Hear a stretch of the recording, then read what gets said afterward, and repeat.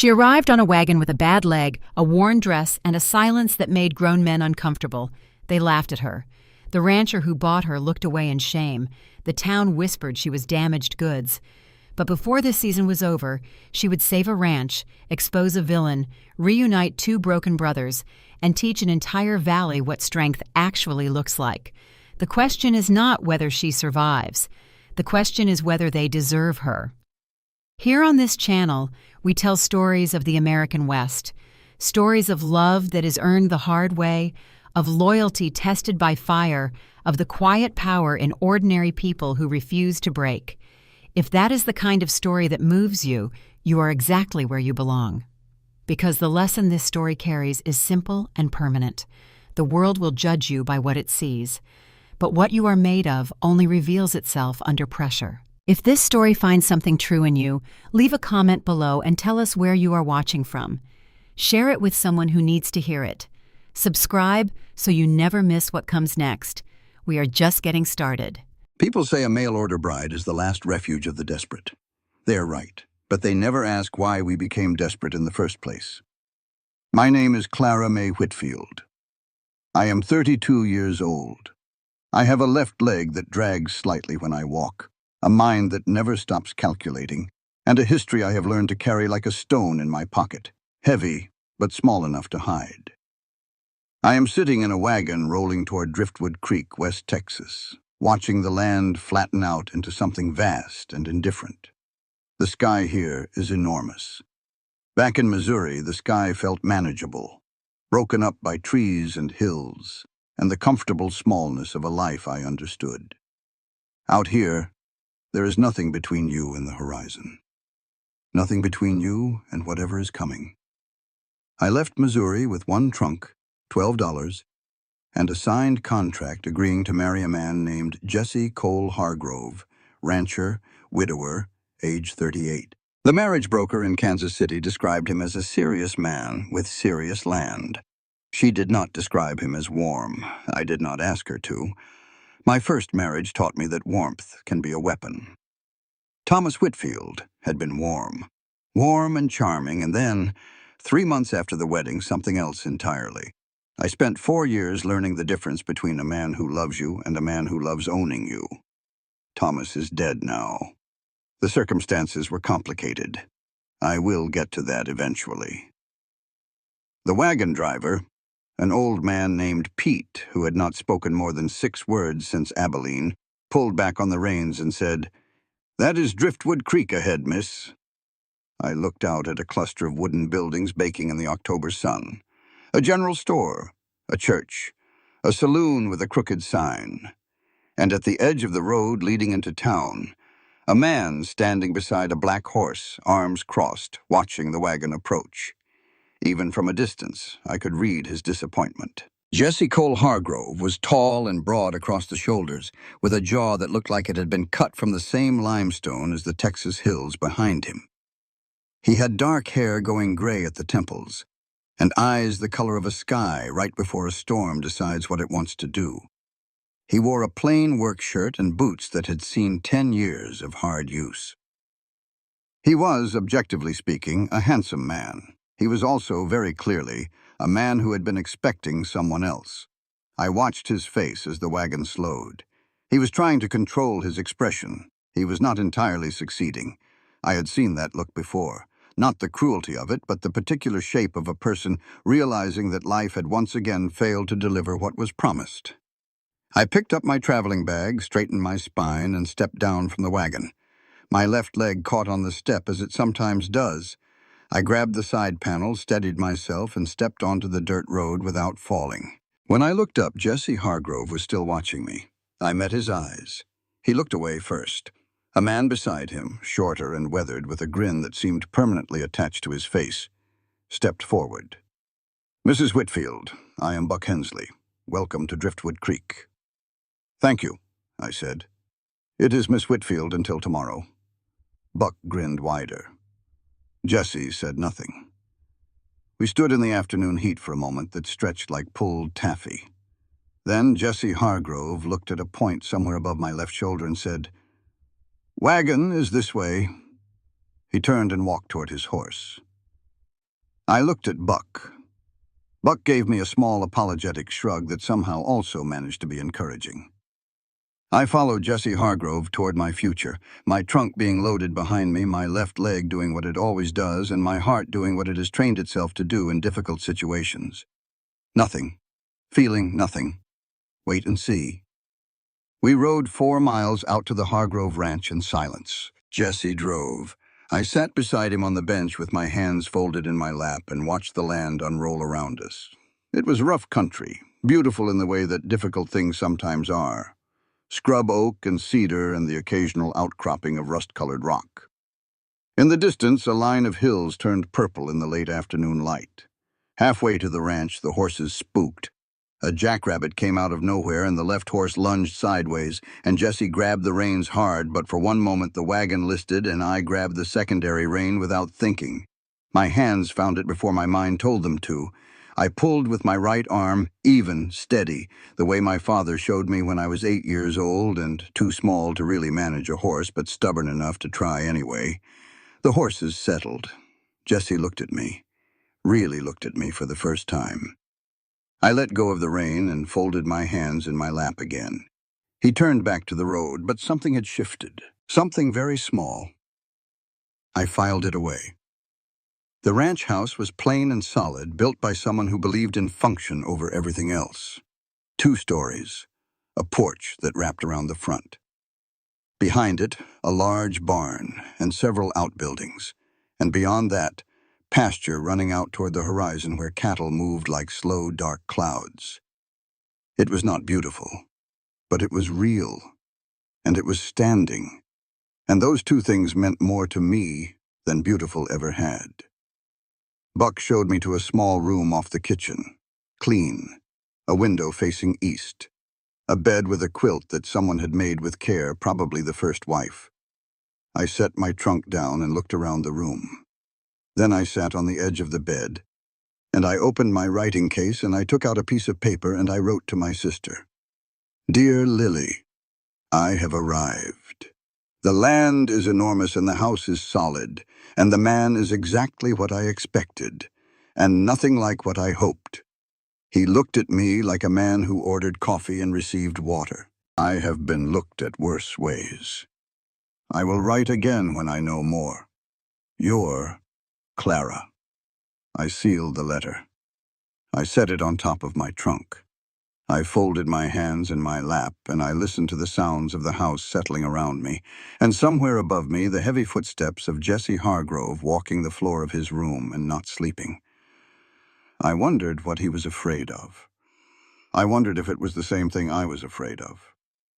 I blew out the lamp and lay in the dark with my eyes open, thinking that this was either the worst decision I had ever made or the first good one. I had not yet decided which. I woke before the sun. This is a habit I developed in my first marriage when early rising was the only guaranteed hour I had to myself. In those years, the quiet before dawn was the only space that belonged entirely to me. I learned to love it the way people learn to love small things when large things are unavailable. I came downstairs to a kitchen that told me everything I needed to know about Jesse Hargrove's life. The hearth was cold and full of ash that had not been cleaned in a week. The table was covered in papers, a coffee pot, 3 mismatched cups, and a saddle strap someone had been mending and abandoned. The floor was clean, but the windowsill had 6 months of dust on it. The pantry held coffee, beans, salt pork, and very little else. This was a house being survived in, not lived in. I cleaned the hearth and started a fire. I found flour in the back of the pantry and sifted it and made biscuits. I set the coffee to brew and found eggs from the chickens I had seen in the yard and scrambled them with a handful of dried herbs that were hanging in the corner. Jesse came downstairs at first light. He stopped when he smelled the coffee. He looked at the table, which I had cleared, and the hearth, which was burning, and the eggs and biscuits sitting in the center next to a clean cup. He did not say anything. He sat down and ate. I sat across from him with my own cup of coffee and waited. After a while, he said, "You did not have to do this." "I know," I said. He looked up at me over his cup. "I do it because I find disorder difficult to think in," I said, "not because I was told to." He seemed to consider this, then he nodded once and went back to his eggs. It was not a warm morning, but it was an honest one, and I had learned to prefer honest. Buck appeared at the back door an hour later with mud on his boots and that permanent grin on his face. He offered to show me the ranch, and Jesse, who had already gone out to start work, had apparently said this was acceptable because Buck led me out without asking anyone's permission. We walked the property for 2 hours. Buck talked, I listened, and looked. The Hargrove Ranch was 4,000 acres of West Texas land that had been good once and was struggling now. The southern pastures were overgrazed. The northern fence line had sections that needed repair. The well near the barn was solid, but the one near the east pasture had a cracked casing that nobody had fixed. The cattle were decent stock, but underfed for the season. "How long has the ranch been in this condition?" I asked. Buck scratched the back of his neck. 3 years, give or take, since Margaret died. The first wife. Yes, ma'am. Jesse kind of pulled in after that. Just kept the place running, did not do much more than running. I looked out at the eastern pasture where a cluster of cattle stood in the thin morning shade. "Those 3 animals near the cedar," I said. "The ones standing apart. Do you see them?" Buck looked. "Yes, ma'am." "They are not well. See how they are holding their heads. And the one on the left is not putting full weight on her back right leg. That is early-stage foot rot. If you do not treat it now, it will spread to the others." Buck stared at me. "How do you know that?" "I grew up on a farm," I said, "and I read everything I can find. People underestimate women who read." Buck laughed, a genuine sound. "I am starting to think Jesse has no idea what just walked through his front door." "No," I agreed. "He does not." We walked back toward the house. On the way, I noticed something that stopped me cold. Through the open window of Jesse's study, I could see his desk. Papers, ledgers, the ordinary documents of a working ranch. But there was an envelope on top of the stack that was older than the rest, its edges soft with age, and even from the path I could see the handwriting on it was not Jesse's. I kept walking, but I remembered it. That evening, Ruth Ann Tanner arrived at the back door with a jar of preserves and a loaf of bread still warm from her oven. She was a solid woman in her mid-40s with kind eyes and an air of practical competence that I recognized and immediately trusted. "I wanted to welcome you properly," she said. "My husband runs the general store in town, Thomas Tanner. Good man. Talks too much but means well." I invited her in and made tea. We sat at the kitchen table while the sun went down outside, and Ruth Ann told me about Driftwood Creek, the way a woman tells another woman about a place. Which is to say, she told me the truth. The town was decent, she said. Most people were decent. But there was a man, Doyle Whitmore, who had been buying up land piece by piece for 3 years, and whose friendliness had a quality to it like sunshine on a cold day, warming on the surface and getting nothing underneath. "He has been after Jesse's land since Margaret died," Ruth Ann said. "Jesse will not sell. Doyle does not like hearing no." "What does Doyle Whitmore want with all this land?" I asked. Ruth Ann set down her teacup. "Water. There is a deep aquifer under the north section of the valley. Whoever controls the land above it controls the water. And water in West Texas is worth more than gold." I thought about this for a long time after Ruth Ann left. I was upstairs getting ready for bed when I heard Jesse below me in the kitchen moving around, getting a drink of water, standing still for a while, moving again. I sat on the edge of my bed with my writing case on my knee, and I started a letter to Lily, and then I stopped. My hands were shaking, not much, just slightly. The kind of shaking that happens when your body finally lets go of the tension it has been holding all day. I looked at my hands. I made a fist. I opened it. I made a fist again. Then I smoothed the paper on my knee and wrote, "Dear Lily, the land is harder than I expected, and the work will be harder still. The man is a mystery. The neighbor is a danger. My hands are shaking as I write this, which I am telling you only because I promised you I would always tell you the truth. I will be fine. I am always fine. But tonight I am also afraid, and I wanted to say it to someone before I put it away again. Your Clara. I sealed the letter, blew out the lamp. Below me, Jesse Hargrove's footsteps finally stopped. The house went quiet around us, two people in separate rooms, both pretending to sleep. 3 days after my arrival, Jesse said at breakfast that he needed to go into town for supplies and that I should come. He did not say it as an invitation. He said it the way you tell someone to bring a coat because rain is coming. Practical, impersonal. I put on my best dress, which was navy blue wool and not particularly fine, and I braided my hair and pinned it up, and I rode beside Jesse Hargrove into Driftwood Creek without any illusions about what was waiting for me there. The town had its eyes out. I felt them before I saw them. The slight pause in conversations as we drove past. The way heads turned and kept turning. The particular quality of attention that a small community reserves for new arrivals and fresh gossip. Jesse tied the horses in front of the general store, and we went inside. Thomas Tanner, Ruth Ann's husband, was exactly as she described him. Good man, talked too much. He welcomed me warmly and immediately began telling me the history of the store in more detail than I required. The trouble came from the other side of the counter. A woman named Dottie Crane, whose dress was expensive and whose smile was the kind that works better when nobody looks at it too closely, materialized at my elbow with the smooth efficiency of someone who has been waiting. "You must be the new Mrs. Hargrove," she said. "We have all been so curious." "Miss Whitfield for one more day," I said. "The wedding is tomorrow." "Of course." She looked me over the way a buyer looks over livestock.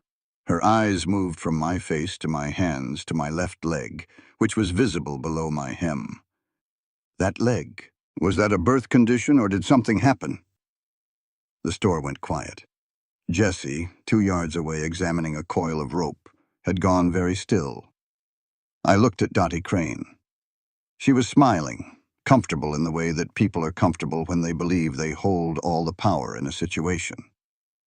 "An accident," I said pleasantly. "When I was 14, I pulled my younger sister out of a barn fire. The beam came down on my leg instead of on her." I paused. "She is alive and well in Missouri. I consider it the best trade I ever made." I held Dottie Crane's gaze. "I find that people who ask about other people's limitations are usually trying very hard not to think about their own. I hope you find whatever it is you are looking for, Mrs. Crane." The silence in the store had weight. Then Thomas Tanner cleared his throat and said something about the price of flour, and the moment broke. When Jesse and I walked back to the wagon with our supplies, he did not say anything for a long time. We drove out of town. The road curved north. The hills sat purple and patient on the horizon. Then Jesse said, without looking at me, "You handled that well." "I have had practice," I said. Silence. Then from Jesse, "How long?" "How long what?" "How long have you been practicing?" I thought about it. 32 years, I said, give or take. He did not respond. But something in his posture shifted.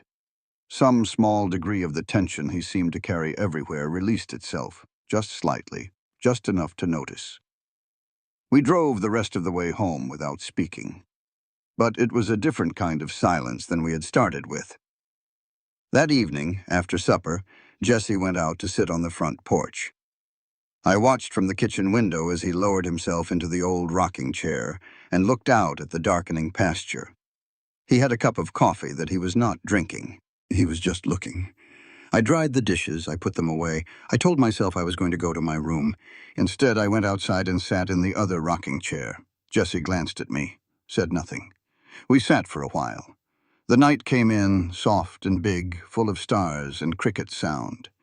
Then Jesse said quietly, like something he had not planned to say, "She died in February, 3 years ago. The fever came fast. I was out with the cattle because it was calving season, and I did not know how bad it was. When I got back, she had been alone for 2 days. I kept my eyes on the dark pasture. I have not talked about it," he said, "to anyone." "You do not have to talk about it now," I said. No. He was quiet for a moment. But I wanted to say it to someone who would not look at me like I need to be managed. I turned and looked at him. He was looking at me. "You are not the first person to survive something they blame themselves for," I said. "And survival is not the same as guilt, even when it feels that way." He held my gaze for a long moment. Then he looked back at the pasture. "That is a wise thing to say. I have had cause to say it to myself many times." We sat for another hour. When the cold came in, we went inside without discussing it, and went to our separate rooms. And I sat on the edge of my bed and realized my hands were not shaking tonight. I took that as a good sign. The next morning, we were married in the Driftwood Creek Church by a minister named Reverend Ellis, who had kind eyes and a tendency to rush the words. Buck was the witness. Ruth Ann Tanner had come despite the short notice and stood in the back pew with her hands folded. Jesse Cole Hargrove said his vows in a clear, steady voice. I said mine the same way. We did not look at each other during the vows. We looked at Reverend Ellis. But on the way out of the church, when we reached the door and the West Texas sun hit us both at the same moment, Jesse held the door open for me and our hands were close on the frame, and neither of us moved away. The afternoon of our wedding, I found the saddlebag. I was not looking for anything.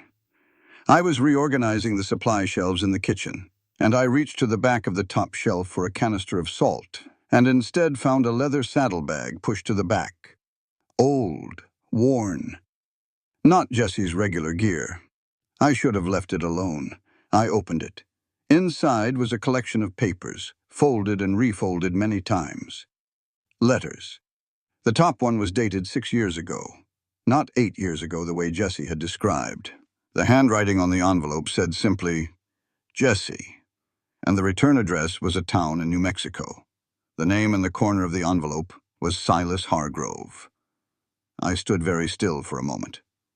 Jesse had told Buck that his brother had disappeared 8 years ago. He had told Buck they had never heard from Silas again after he left. This letter was 6 years old. I folded it carefully, exactly as I had found it, put it back in the saddlebag, and put the saddlebag back behind the salt canister. I went about the rest of my work. But that evening, writing to Lily, I chose my words carefully. Dear Lily, I am now Clara May Hargrove. The house is the same. The man is the same. But I'm beginning to think this place holds more secrets than either of us brought to it. You're Clara. The dead cattle were found on a Tuesday morning. Buck came to the kitchen door before breakfast, his face stripped of its usual ease. 12 head, he said, northern fence line. He had ridden out at first light to check the repair he had done the day before and found them. Jesse was already pulling on his coat. I followed them out. The northern fence line was a 40-minute ride. Nobody spoke on the way. Jesse rode ahead. Buck fell back and rode beside me, and we crossed the ranch in the early morning light that turned everything gold and made the land look kinder than it was. The cattle were in a draw where the fence met a dry creek bed. 12 animals, not torn by predators, not struck by lightning. Each one bore a single wound, clean and deliberate. Buck crouched down and examined the ground. Jesse stood with his hands in his pockets, looking at the fence. I walked the perimeter slowly, watching the ground. Jesse, I said. He looked at me. 3 men, I said. See here, here, and here. 3 separate boot prints. The right boot of one of them has a crack in the heel. See how the impression is split on the right side. And here, I pointed to a section of fence post. This wire was not cut by accident. This cut is too clean, and it goes in one smooth line. Someone used good wire cutters, and they knew what they were doing. Jesse came and looked at where I was pointing. The angle of the cut, I continued. Whoever cut this is taller than Buck and shorter than you, 6 feet maybe, left-handed based on the angle. Jesse looked at the fence for a long time. Then he looked at me. Where did you learn to read ground like that? Books, I said, And a first husband who taught me that knowing more than people expect you to know is the closest thing to safety a woman in a bad situation can have. Jesse's jaw tightened. "This is Whitmore," Buck said, standing up. "This is exactly the kind of thing he does." "We cannot prove that," I said, "not yet. And if you go to Whitmore without proof, he will use your anger against you. That is what he is counting on." Jesse turned to face me. His eyes had something in them I had not seen before. Not anger at me, something more complicated. "Then what do you suggest?" he said. "I suggest we start keeping records. Every incident, every date, every detail. Evidence builds slowly, but it builds." That afternoon, I started a small notebook. I wrote down everything I had observed at the fence line, dates and measurements, and the split-heel boot print. I put the notebook in my trunk under my spare dress. It was 4 days later that Doyle Whitmore came to call. Jesse was out on the south pasture. Buck was fixing the chicken coop. I was in the kitchen making bread when I heard the horses and looked out the window to see a well-dressed man dismounting in the yard with the ease of someone who is always comfortable wherever they go. Doyle Whitmore was in his 50s, silver-haired. With the kind of face that has practiced being pleasant for so long, the practice has become almost real.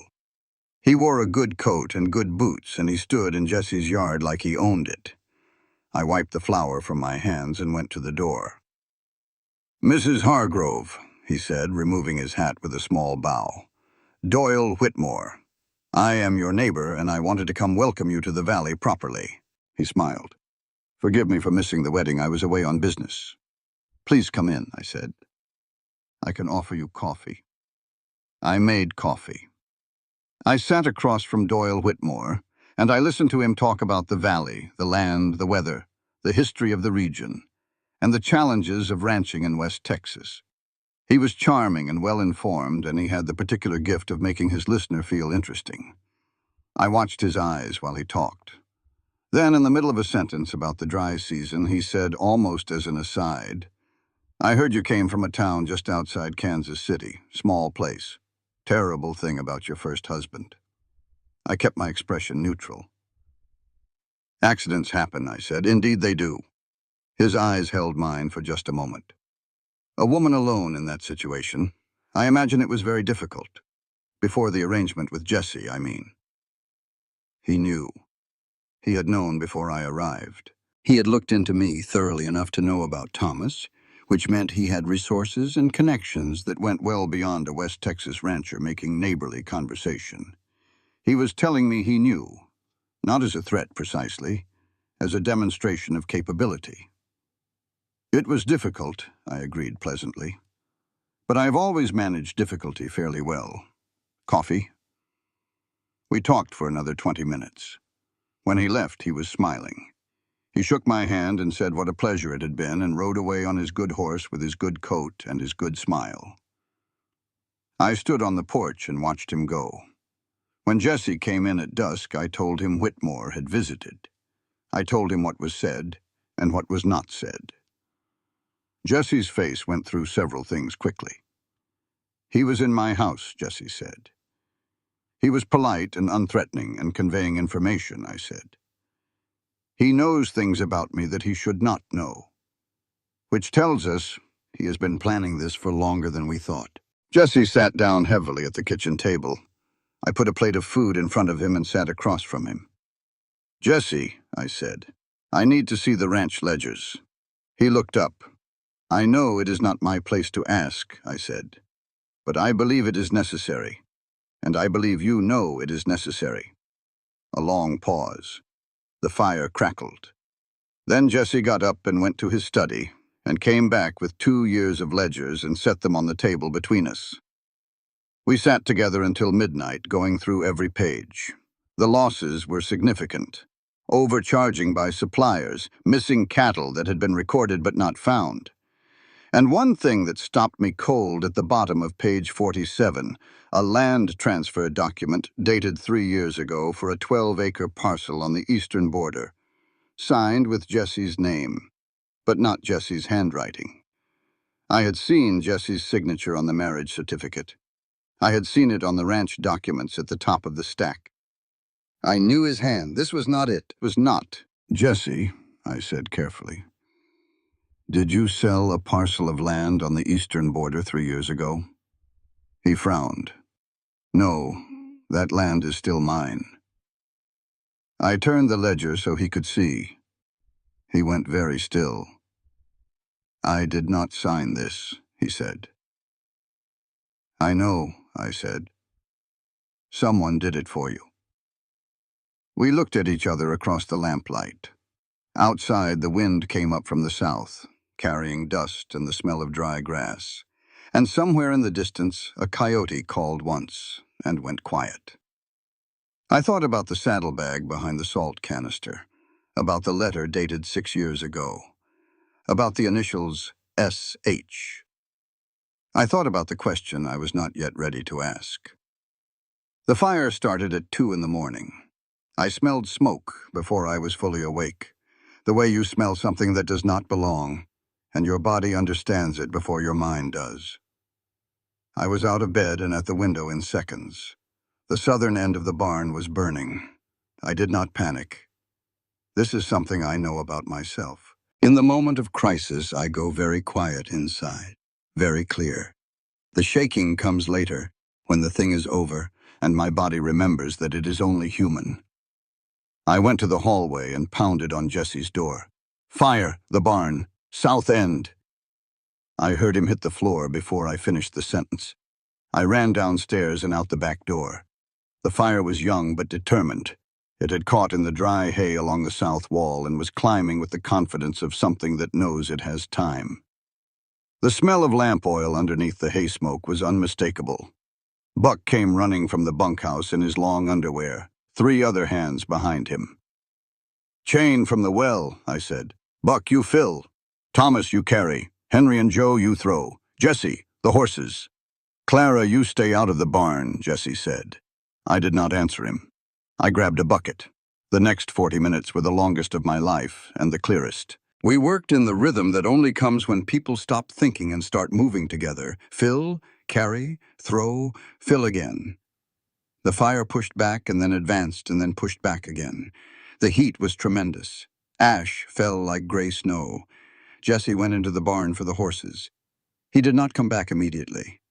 I do not remember making the decision. I remember being outside, and then I remember being inside the barn with smoke so thick I had to get low, moving toward the sound of horses screaming. And I found Jessie trying to get the last mare out, a young animal who had gotten turned around in her panic and was backing deeper into the smoke. I grabbed the mare's halter from the left side while Jessie took the right, and together we turned her and walked her out fast, the 3 of us together. And behind us the south wall groaned, and a section of roof came in with a sound like a door slamming on something that used to be different. We got the horse out. We stood in the yard, both of us coughing, the mare between us shaking and wild-eyed. Buck ran over and took the mare. Jesse turned to me. His face was black with soot, and his sleeve was burned at the elbow, and he was breathing hard. He did not say anything for a moment. Then he said, I told you to stay outside. Yes, I said. You heard me. Yes. Then why? I looked at him through the smoke. Because you were in there. The fire took the south wall and part of the roof of the barn before we got it under control. The horses were safe. No animals were lost. The structure could be rebuilt. In the gray hour before sunrise, when the fire was ash and everyone had stopped moving, Buck found something in the debris near where the fire had started. He held it up, a piece of heavy canvas, burned at the edges but recognizable. It had been part of a kit bag of some kind, and stamped into the surviving corner in black ink was a brand, a symbol I did not recognize. And below the symbol, 2 initials, S.H. I took the piece of canvas from Buck. I held it in my hands. S.H. Silas Hargrove. Jesse was 30 yards away talking to one of the hands. I looked at him. I looked at the canvas in my hands. I folded it carefully and put it in my apron pocket. I was not ready to say this yet. I needed to understand more before I handed Jesse something that could break him. We went inside as the sun came up. And Jesse sat at the kitchen table with his burned sleeve and his soot-black face, and I put coffee in front of him and sat across from him, and we did not talk about the fire. We talked about what came before the fire, the cut fence, the dead cattle, the forged signature. The pieces were becoming a picture, and the picture was becoming clear. "He is not trying to buy you out," I said. "He is trying to collapse you, make you desperate enough to sell for whatever he offers." "I know," Jesse said. "Then he will make his move soon, before we can stabilize." Jesse looked at me across the table. The morning light came in through the east window and caught the side of his face, and for a moment he looked younger than he was, or maybe just more honest. "Clara," he said. "Yes." "Why are you doing this? You did not sign up for this." I thought about it, truly thought about it. "I signed a marriage certificate," I said. "That means something to me. Not because I had to sign it, because I chose to." He held my gaze for a long moment.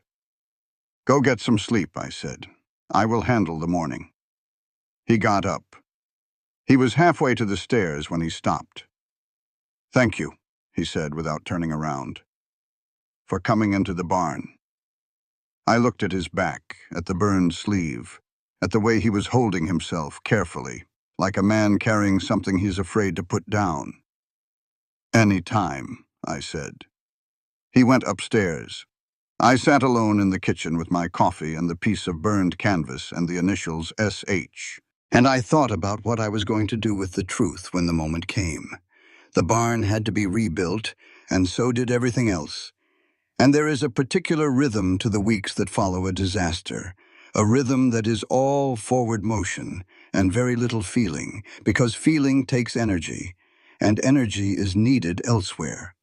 Jesse and I found our rhythm in those weeks. He worked the land. I worked the books. Every evening we sat together at the kitchen table and went through the ledgers, and I told him what I saw, and he told me what he knew, and we built a picture together that neither of us could have built alone. The ranch was in worse shape than I had initially thought, but it was not beyond saving. The losses from Whitmore's interference had been significant but not fatal. With careful management, with new suppliers and better terms and a plan for the livestock, we could be stable by spring. I told Jesse this on a Thursday evening in November, showing him the numbers. He sat back and looked at the ceiling for a long moment. "You are certain," he said. "I am certain about the numbers," I said. "The numbers are the easy part. The question is whether Whitmore lets us have the time we need." Jesse nodded slowly. Then in a different voice, quieter, "My brother." I went still. "He wanted to sell," Jesse said. 8 years ago. We had a bad year and he thought the right move was to sell the eastern parcel and use the money to shore up the rest. I thought the right move was to hold. We argued. Badly. He paused. He left. His horse was found 2 weeks later at a waterhole 20 miles north. No sign of Silas. "And you assumed," I said carefully. "Everyone assumed," Jesse said, "and I told myself I had accepted it. But the truth is I never stopped looking for him in every stranger who rode through. I never stopped wondering if the argument had been worth it." I looked at my hands on the table. Tell him, I thought. Tell him now. But something stopped me. Not cowardice exactly. More like a sense that I did not yet have the full truth to give him. And giving a man a piece of a truth about his dead brother can be a cruelty if you get it wrong. "Tell me about him," I said instead. "What was he like?" Jesse talked for an hour. The first time I had heard him talk at length about anything personal. Silas was 3 years older, he said. Funnier, better with horses, worse with numbers. He had a habit of whistling off-key when he was thinking. He had laughed at things that were not funny and made serious things seem lighter than they were. Jesse talked and I listened, and I thought, this man loved his brother. The grief of losing him is still alive and current and real. I also thought, the man whose initials are on that piece of canvas in my trunk may not be dead. The following Saturday, Jesse saddled 2 horses and said we were going to ride the property line. I had not ridden with him before, just the 2 of us. He rode well, the way men who have grown up on horseback ride, as if the horse is an extension of something they already are. At the edge of the north pasture, we stopped on a ridge that gave a view of the whole valley. The Hargrove land running south. The Whitmore holdings to the west, conspicuously larger than they should have been. And in the far distance, the blue-gray hills. There, Jesse said, pointing north. That is where the aquifer runs. Underground. You cannot see it from here, but it is there. 2 years ago, a man from the land office came and told me the water table under the north section is one of the largest in the county. I did not tell anyone. He paused. But somehow Whitmore knows. Someone told him, I said. Yes. We sat on the horses in the wind and looked at the land. Then Jesse turned in the saddle and looked at me in a way he had not looked at me before. Direct and unguarded, as if he had decided something. I need you to know something, he said. All right, I said, when you arrived. I was not kind. No, I agreed, you were not. I am not good at admitting that. I know. But I am admitting it now. I looked at him. The wind moved between us. His horse shifted and mine answered. Noted, I said, and accepted. Something almost like a smile moved across his face. Then he said, Let me show you the water source, and turned his horse north. We rode to the place where a line of cottonwood trees marked the underground water's path, and Jesse dismounted and crouched by a damp patch of earth, where even in the dry season a small seep kept the ground dark. He was crouching down, and I dismounted and stood beside him, and we were very close, looking at the wet earth, and when Jesse stood up he turned, and I had not stepped back, and we were suddenly very near to each other. He looked at me, I looked at him. The wind came through the cottonwoods and made a sound like breathing. Jesse's hand moved very slightly toward mine, and then one of the horses stamped hard and blew through its nose, and the moment shattered like glass. Jesse stepped back, looked away, cleared his throat. We should head back, he said, before the light goes. Yes, I said, we should. We rode home in the golden late afternoon light, and I sat straight in the saddle and felt my heartbeat doing something unusual, and told it firmly to stop. It did not stop. That night I found the letter I had not been looking for. I was reorganizing Jesse's study, moving papers to make room for the ledgers, and a book fell from the shelf, and when I picked it up, a folded paper fell from between the pages. It was old. The paper was soft with age and handling. I should not have opened it. I opened it. It was in a woman's handwriting. Margaret's handwriting, I realized, recognizing it from the notes in the kitchen recipe book, dated 6 weeks before she died. It was addressed to a man named William, not Jesse. It was a love letter. I stood in Jesse's study with this letter in my hands, and I understood, in one terrible clear moment, why Jesse Hargrove had closed himself like a house that has been shuttered against winter. Not just grief and betrayal together, which is a combination that can make a person decide that love is simply not worth the cost. I folded the letter carefully. I put it back where it had been. I went to my room and sat on the edge of the bed. I thought about Jesse, who had carried this alone for 3 years, who had blamed himself for his wife's death without knowing that his wife had been writing love letters to someone else in the weeks before she died, who had convinced himself he was not fit to be loved, when the truth was he had been failed by someone he trusted completely. I thought about secrets and what they cost the people who hold them, and the people they are kept from. I thought about the burned canvas in my trunk and the initials S.H., and the letter dated 6 years ago in the saddlebag behind the salt canister. I was holding a great many things that were not mine to hold. The question was what to do with them. Jesse knew something was wrong. I could see it in the way he watched me at breakfast the next morning. I had been careful, but Jesse Hargrove had spent 3 years learning to read the small signs that things were not as they appeared, and I was not as careful as I thought. He did not ask directly. That was not his way. He asked Buck to ride to the east pasture to check on the new fence repairs, which was Buck's way of being dismissed. And then Jesse sat across from me at the kitchen table with his coffee and waited. I made my decision. "Jesse," I said, "I need to tell you some things. They are going to be difficult to hear. I would like you to let me finish before you respond." He set down his cup. "All right. Your brother is alive." The room went very quiet. "I found a letter in the kitchen," I said, "in a saddlebag behind the salt canister. Dated 6 years ago, not 8. From Silas, postmarked New Mexico. I did not read it, but I saw his name." Jesse said nothing. His face had gone to stone. "And I found this," I said. I got up and went to my room and came back with the burned canvas from my trunk. I laid it on the table in front of him. He looked at the initials. S.H. He looked at them for a long time. "He set the fire," Jesse said. His voice was flat. "Someone using his gear set the fire," I said. "Or someone wants us to believe your brother set the fire. I do not know which yet." Jesse stood up.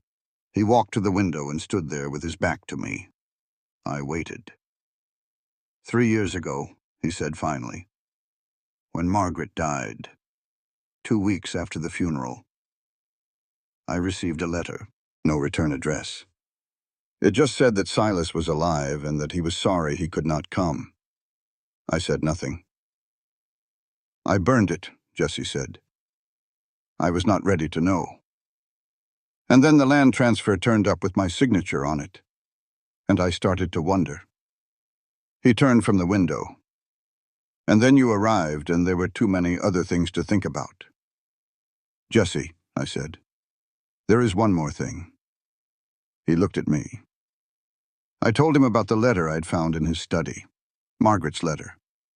I told him what it was, and who it was written to, and I told him I had put it back, and I was telling him because he deserved to know, and because I would not hold a secret for a dead woman that was hurting a living man.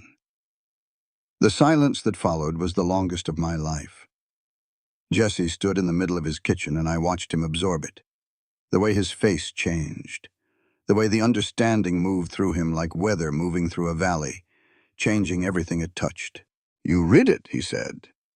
"I opened it before I knew what it was," I said, "and then I could not unknow it. I am sorry."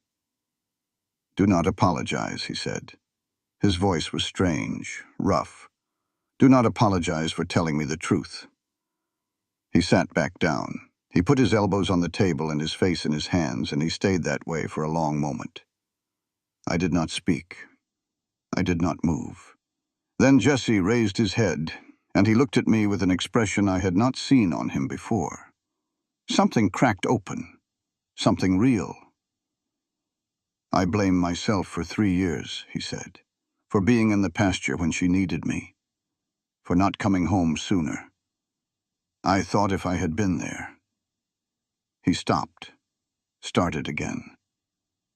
"I thought it was my fault she died alone."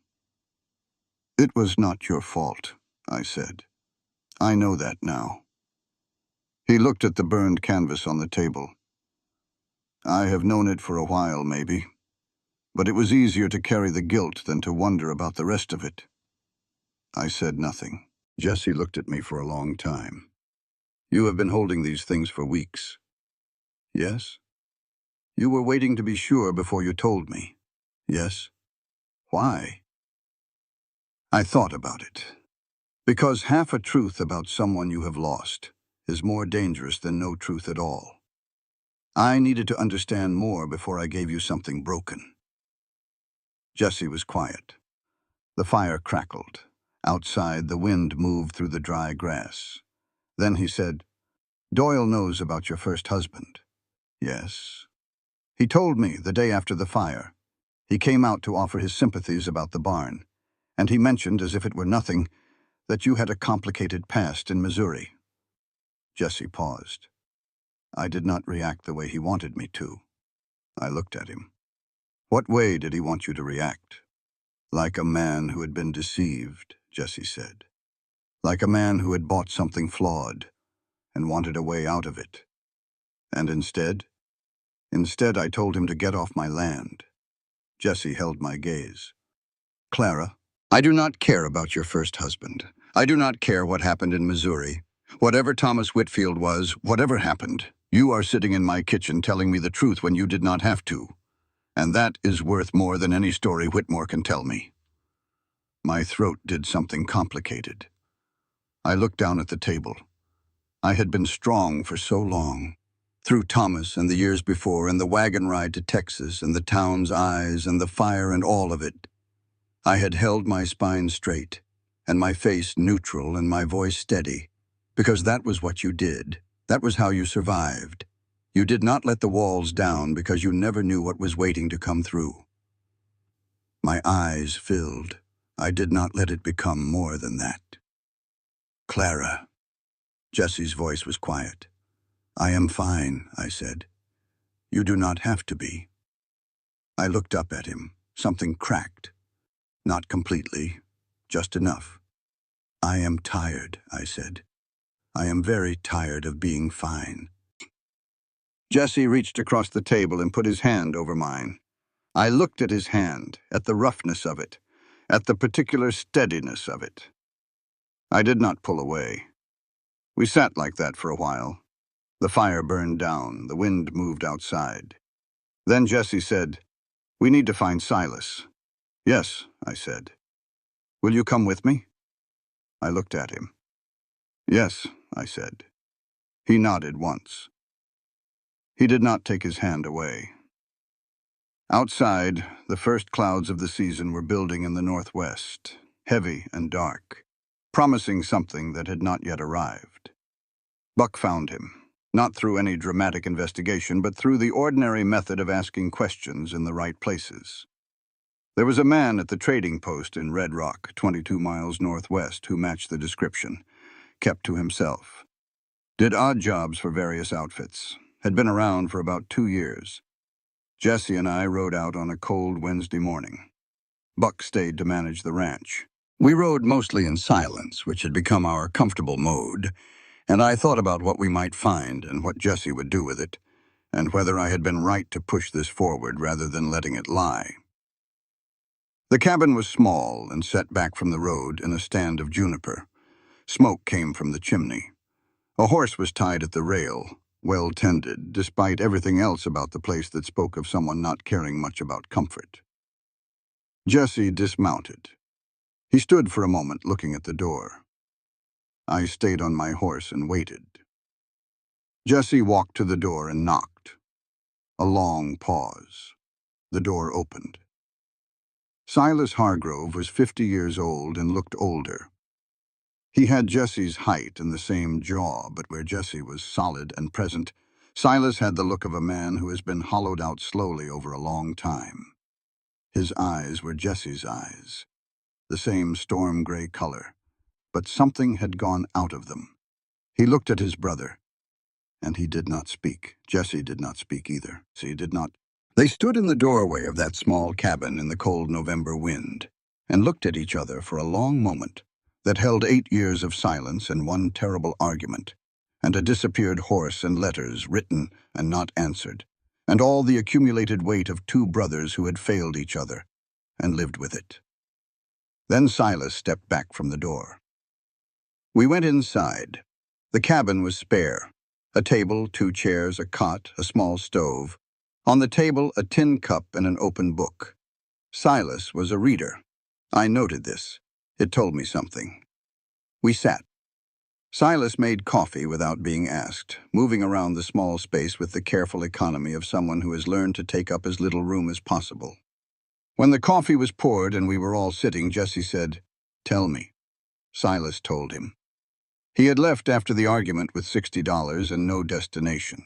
He had drifted west and south, working where he could, trying to outrun the knowledge that he had abandoned everything. He had written the letter to Jesse 6 years ago in a moment of clarity, and then regretted it because he did not know how to follow it with anything real. 2 years ago, broke and without prospects, he had encountered Doyle Whitmore in a Red Rock saloon. Whitmore had known who he was, had known about the ranch and the argument and the departure. He had offered Silas work, he said, just ordinary ranch work, security and supplies. Silas had not asked enough questions. The work had been small things at first, riding fence lines that were not his, carrying messages, and then, gradually, larger things. The cattle at the north fence, the wire. Things Silas had done in the dark without understanding the full picture until it was too late. The fire, Jesse said. Silas closed his eyes. No, that was not me.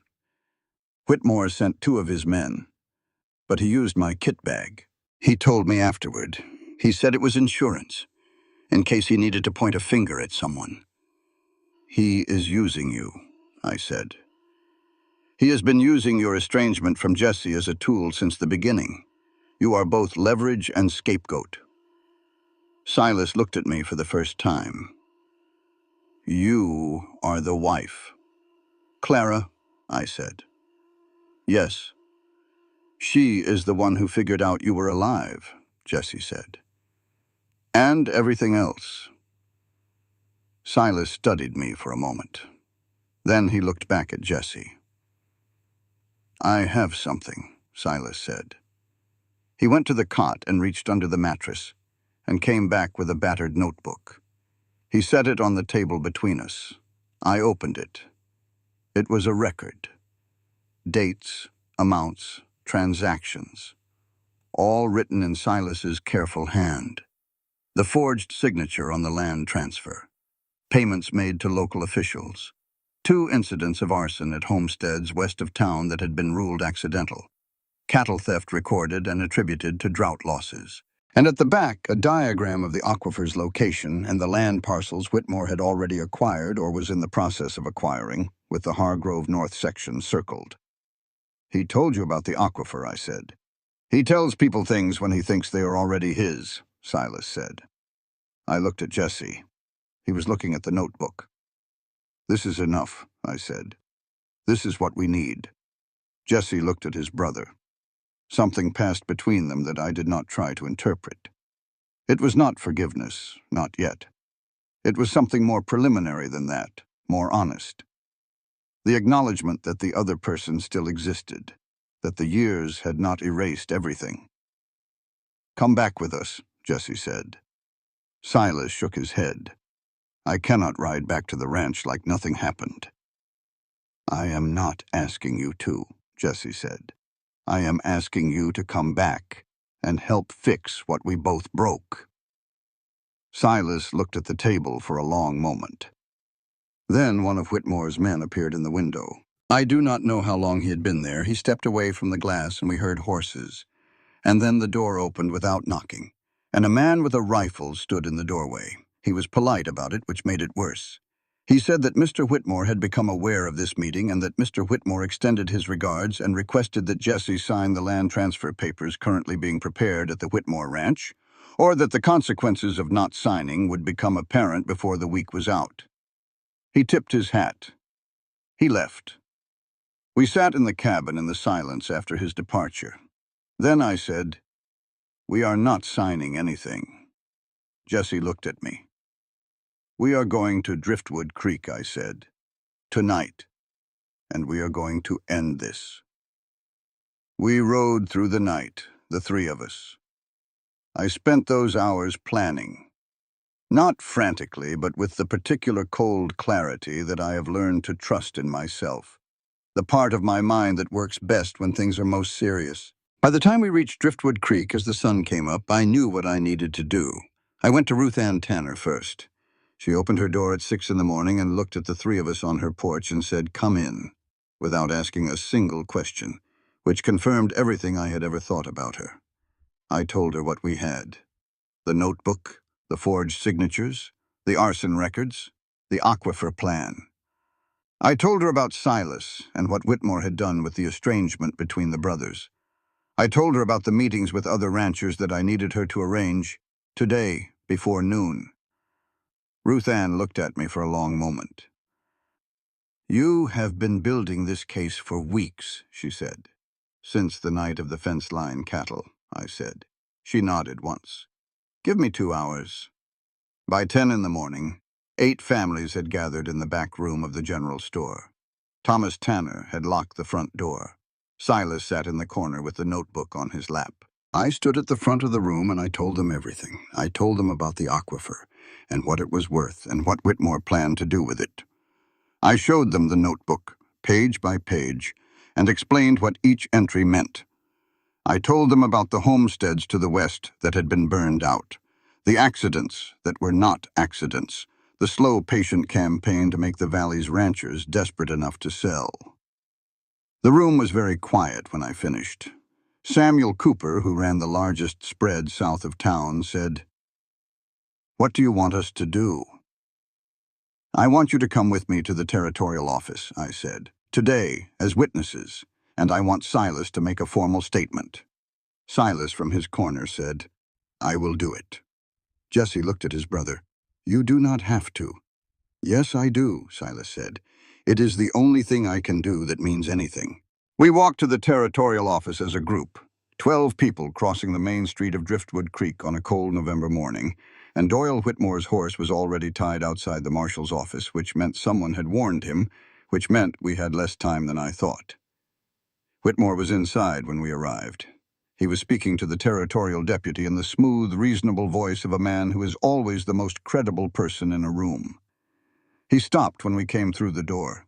He looked at me, then at Silas, then at the assembled ranchers behind us. Something shifted in his face, just barely. But I saw it. "Clara," he said, smiling, recovering fast. "What a surprise." "Doyle," I said. I handed the deputy the notebook. "This is a record of land fraud, arson, extortion, and falsification of documents committed by Doyle Whitmore against property owners in this county over the past 3 years. The man beside me is Silas Hargrove, who witnessed and participated in some of these actions under duress and is prepared to make a full statement." Whitmore's smile stayed in place. He turned to the deputy. "This woman is making serious allegations based on the word of a drifter with an obvious grievance against me. I would caution you to consider the source." "The source," I said, "is supported by 13 pages of dated records, 2 additional statements from former employees of Mr. Whitmore, who have already been contacted by my husband, and the personal knowledge of every rancher standing behind me who has been squeezed, cheated, or threatened in the past 2 years." I paused. "You may also want to consider that a federal land surveyor has been made aware of the aquifer plan and is already en route from Austin. The moment you touch that water source, you will be dealing with federal jurisdiction." Whitmore looked at me. The smile was gone now. "You are bluffing," he said, quietly. "Try me," I said. The room was very still. Whitmore looked around it, at the ranchers who had been afraid of him for years, at Silas, who was watching him with hollow, steady eyes, at Jesse, who was standing slightly behind me and to the left, which was where he had positioned himself when we came through the door, close enough that I could feel the warmth of him. Whitmore said, "This is not over." "Yes, it is," Jesse said. His voice was very quiet. "It is over today, Doyle. You can leave on your own or you can leave in custody. But you are leaving." The deputy looked at the notebook. He looked at Silas. He looked at the ranchers. He said, "Mr. Whitmore, I am going to need you to stay in town while I review these materials." Whitmore left the office without another word. He was gone from Driftwood Creek by sunset. His ranch sold 6 weeks later. He did not come back. Outside the territorial office, in the cold morning air, the ranchers shook hands with Jesse and with me and with Silas. Ruth Ann hugged me and said, "I knew it," which I do not think was entirely true, but which I appreciated enormously. Jesse came to stand beside me. We stood together on the street and watched the group disperse and the ordinary life of the town resume around us. Horses and wagons and voices calling to each other, all the unremarkable sounds of a day proceeding normally. Jesse said quietly, "It is done." "Yes," I said. He turned to look at me. "You planned all of that. The ranchers, the deputy, the surveyor in Austin." "The surveyor is real," I said. "I wrote to him 2 weeks ago. I thought it was best to have that card available. Jesse looked at me for a long moment.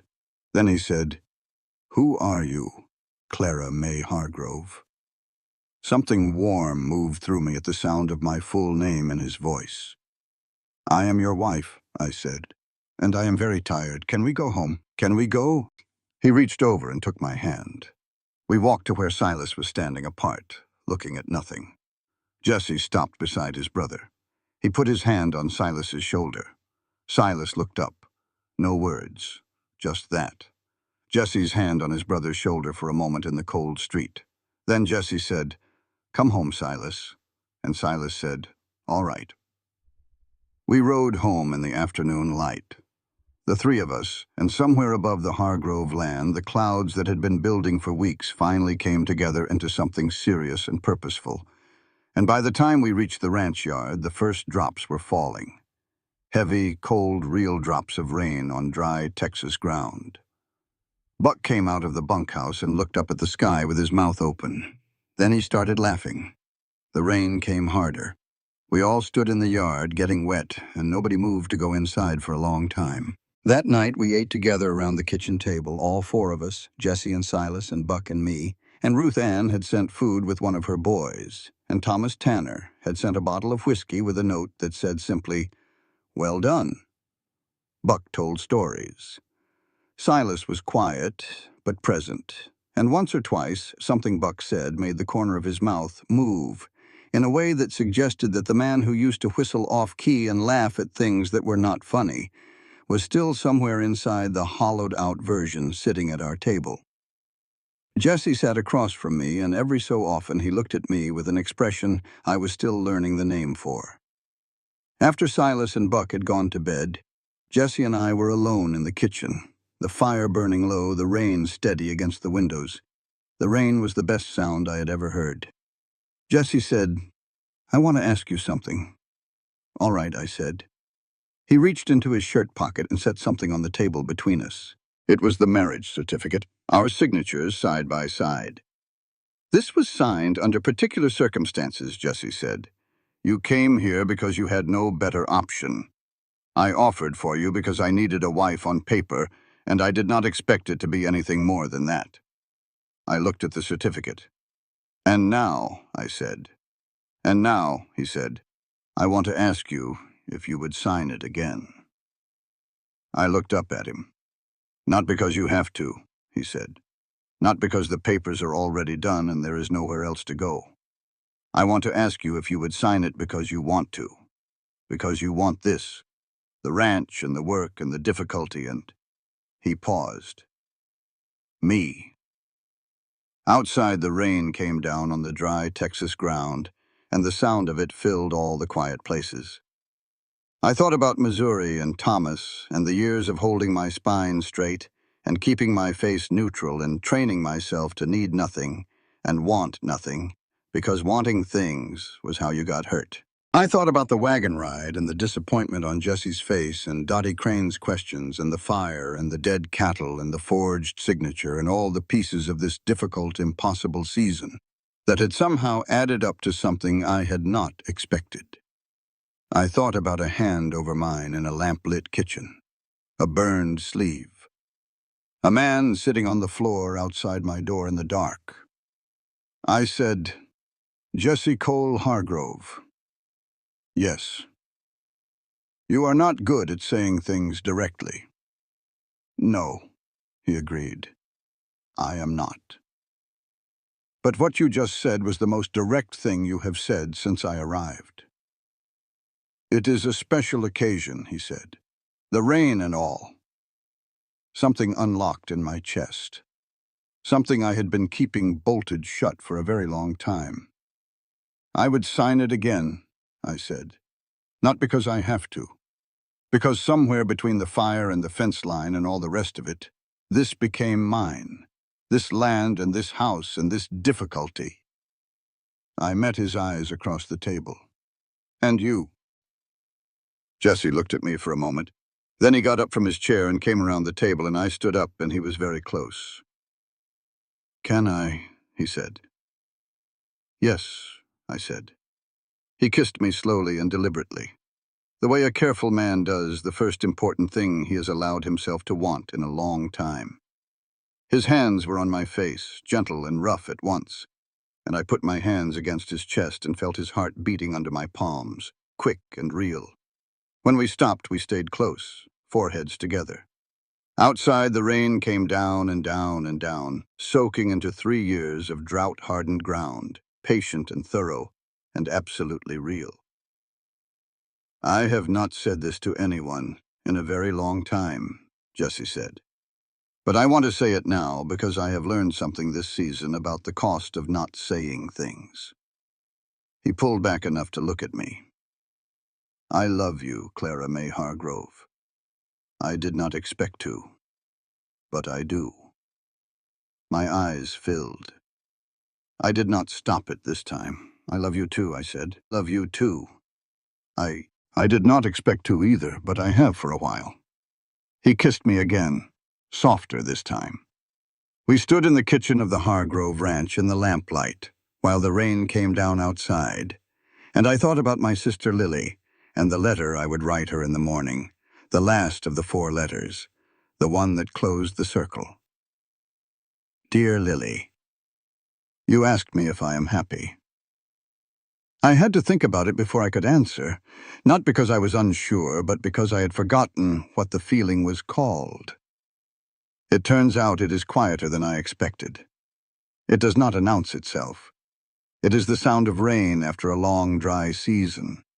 It is a hand reaching for yours in a dark room. It is a man who cannot say things easily, choosing to say them anyway. "I am home, Lily. I did not know I was looking for it. But I found it here in this rough country, with this difficult man, in this impossible year. Your Clara." In the morning the sun came out and the ground was dark and wet and smelled like something beginning. Silas was in the yard when I came out, looking at the barn that needed rebuilding, his hands in his pockets and his face doing something careful and thoughtful. Jesse came out behind me and stood on the porch. The 2 brothers looked at each other across the yard. Then Jesse came down the porch steps and walked out and said something to Silas I could not hear, and Silas nodded, and they stood side by side looking at the barn for a while. Buck appeared from the bunkhouse and looked at the 2 of them, and then looked at me on the porch and grinned his permanent grin. "Well," he said, "I suppose we had better get to work." Jesse turned and looked at me. I looked back at him. The West Texas sun came up over the hills, and the wet ground caught the light, and the cattle moved in the distance, and the whole ranch, all 4,000 acres of it, was soaked through and breathing again. I stepped off the porch. Jesse waited. I crossed the yard to where he was standing, and he put his arm around my shoulders, and I leaned into him, and we stood together looking at what we had almost lost, and had somehow kept. "What do you want to do first?" he said. "Rebuild the barn," I said. "Then the east fence. Then sort out the supplier situation before winter closes in. And after that."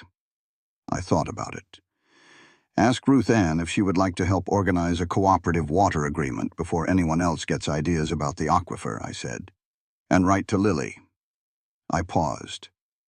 "And sleep more than 4 hours at a time. That would be a significant improvement."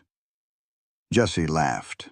A real laugh, the kind that comes from somewhere deep and unguarded. I had been waiting 3 months to hear that sound. It was worth the wait. We walked back toward the house together, Jesse and me, and behind us Buck was already telling Silas something ridiculous that made Silas shake his head.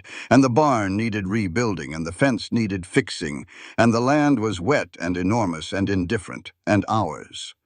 I had arrived in Driftwood Creek in October with 1 trunk and $12 and a history I carried like a stone in my pocket. I had arrived expecting nothing good.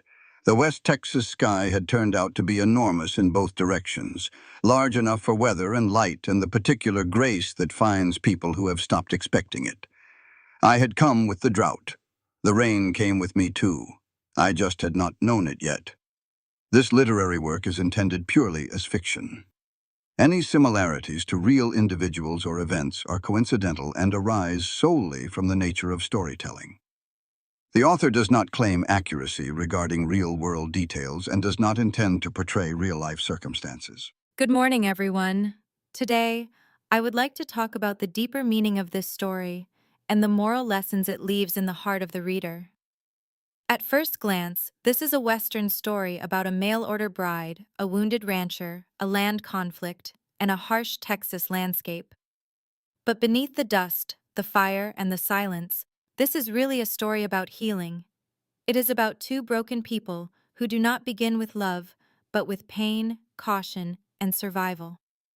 Clara comes to Texas carrying scars from her past, while Jesse lives under the weight of grief, guilt, and disappointment.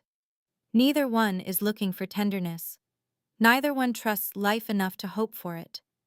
And yet, through hardship, honesty, and shared struggle, they slowly build something real. The first meaning of the story is that people are often stronger than they appear. Clara arrives in Driftwood Creek and is judged immediately. People notice her limp before they notice her intelligence. They assume weakness where there is actually endurance, discipline, and courage. But the story teaches us that true strength is not loud. It does not always come riding in with confidence and power. Sometimes strength looks like a woman who keeps going after suffering. Sometimes it looks like calm thinking in a moment of crisis. Sometimes it looks like surviving without bitterness. Clara reminds us never to measure a person by outward appearance, because the deepest power is often hidden beneath quietness. The second lesson is that trust is not built through grand speeches, but through consistent actions. Jesse and Clara do not fall in love because of fantasy or romance at first sight.